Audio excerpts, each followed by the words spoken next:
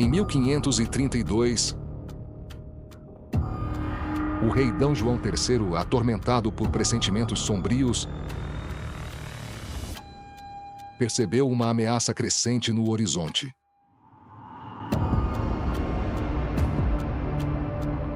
Se não intensificasse rapidamente a ocupação e colonização portuguesa do Brasil, um destino terrível poderia se abater sobre a jovem colônia. Os franceses, com seus olhos famintos e ambições vorazes, poderiam tomar posse das terras brasileiras. A tensão pairava no ar, e a decisão do rei marcaria o destino de um império.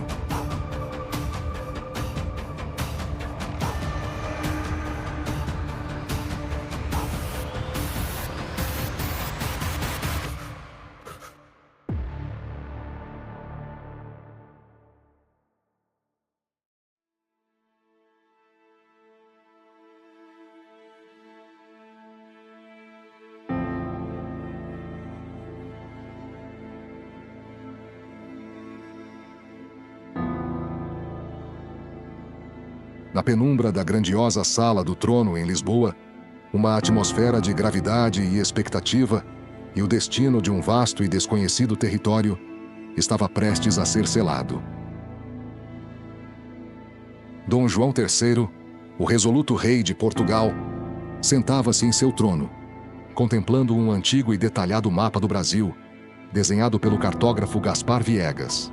À sua frente, seus conselheiros aguardavam em silêncio, cientes da importância do momento. O rei, com um olhar penetrante e preocupado, traçava com o dedo as divisões no mapa, marcando as áreas que seriam entregues aos donatários. Com um ar solene, o rei convocou os futuros donatários e anunciou. Enquanto os donatários absorviam a magnitude da notícia, o rei continuou com um tom grave. Agora a má notícia. Vocês não estão sendo convidados a ocupar esse território. Estão sendo obrigados a colonizá-lo, usando os seus próprios recursos. A sala se encheu de murmúrios inquietos, enquanto os donatários começavam a perceber o verdadeiro peso de sua nova responsabilidade. O rei não oferecia nada de graça. Os donatários, recém-nomeados senhores das vastas terras, tinham que arcar com todos os custos. Era necessário construir seus próprios barcos ou adquiri-los, enfrentar os perigos do mar e preparar-se para desbravar e colonizar territórios desconhecidos. A responsabilidade era imensa e o desafio colossal. As promessas de riqueza vinham acompanhadas de sacrifícios e riscos imensuráveis, deixando claro que o peso da coroa recaía sobre seus ombros. Os donatários enfrentavam desafios gigantescos, recrutavam seus colonos e se preparavam para uma árdua travessia pelo Atlântico. Navegações que podiam durar 3, às vezes 4 meses, até chegarem às costas do Brasil. Ao desembarcar, precisavam explorar e reconhecer seu território, encontrar o local ideal para fundar uma vila, construir a vila e começar a trabalhar incansavelmente para gerar riqueza.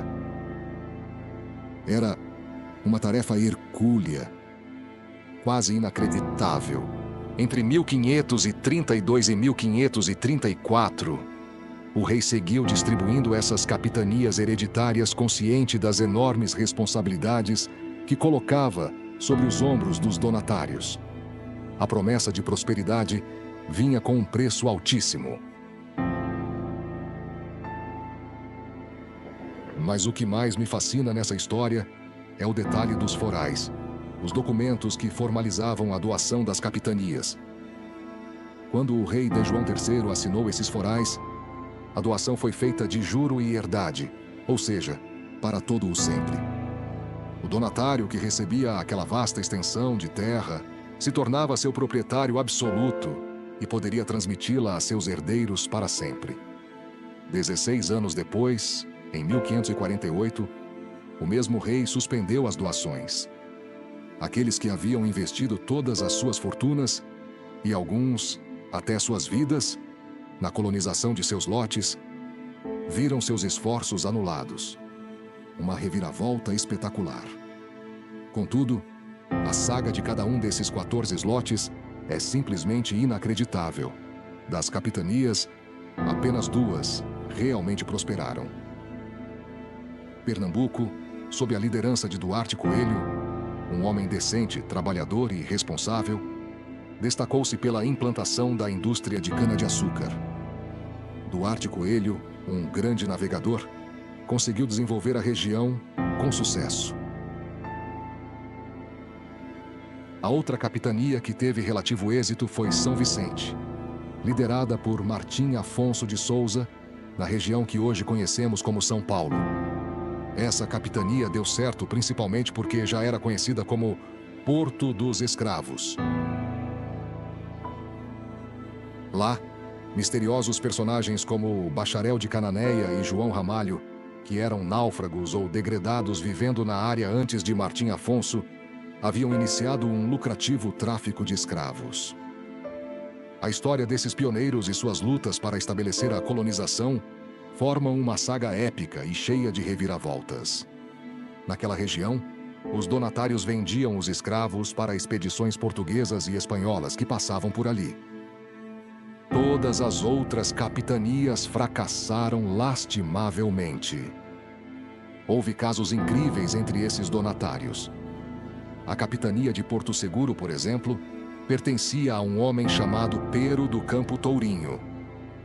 Ele foi preso e enviado a Ferros para a Inquisição pelos próprios colonos. E o motivo?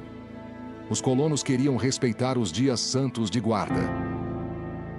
Eram dias em que se devia descansar e não trabalhar. Pero do Campo Tourinho, um homem completamente anticlerical, fez inúmeras piadas sobre o Papa e Jesus Cristo.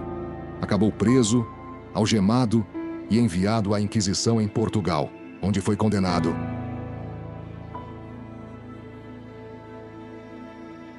Outro caso inacreditável é o do donatário do Espírito Santo, Vasco Fernandes Coutinho.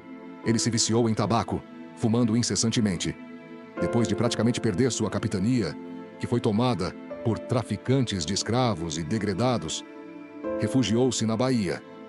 Lá, o primeiro bispo do Brasil humilhou-o, obrigando-o a sentar-se na igreja cercado de rolos de fumo e a confessar publicamente seu vício em tabaco.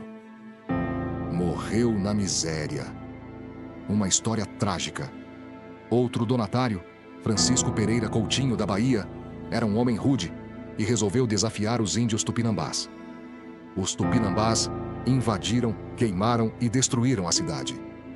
A capitania ficou abandonada e, anos depois, o rei Dom João III decidiu estabelecer ali a capital do Brasil, Salvador, iniciando o governo geral. As capitanias hereditárias se encerraram, mas seu legado é duradouro. Primeiro, o coronelismo. Esses donatários exerciam um poder absoluto sobre seus colonos, um verdadeiro poder de vida e morte. O clientelismo também nasceu ali, onde apenas os aliados dos donatários prosperavam. O mandonismo, com os donatários se comportando como senhores absolutos, também é um legado dessa época. A estrutura fundiária do Brasil, com grandes latifúndios improdutivos, teve origem nas vastas terras doadas inicialmente aos donatários e, posteriormente, repassadas a outros. A indústria do açúcar, que ainda hoje influencia a economia brasileira, começou com a cana-de-açúcar plantada vorazmente no solo fértil da Zona da Mata. Até hoje, a produção de açúcar e etanol continua a ser uma indústria endividada e dependente de subsídios estatais, tal como no início. O rei fez e desfez as capitanias hereditárias, inaugurando a era dos contratos estatais não cumpridos no Brasil.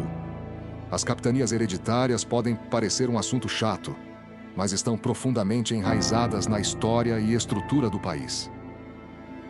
E assim, a era das capitanias hereditárias no Brasil chegou ao fim, deixando um legado complexo e profundo. O experimento audacioso de Dom João III de dividir e conceder vastas terras a donatários, embora repleto de desafios e fracassos, moldou para sempre a estrutura fundiária e política do país. Se você gostou deste vídeo e quer aprender mais sobre a fascinante história do Brasil, inscreva-se no canal. Aqui, continuamos a explorar e compartilhar os momentos mais importantes e intrigantes da nossa história. Até a próxima!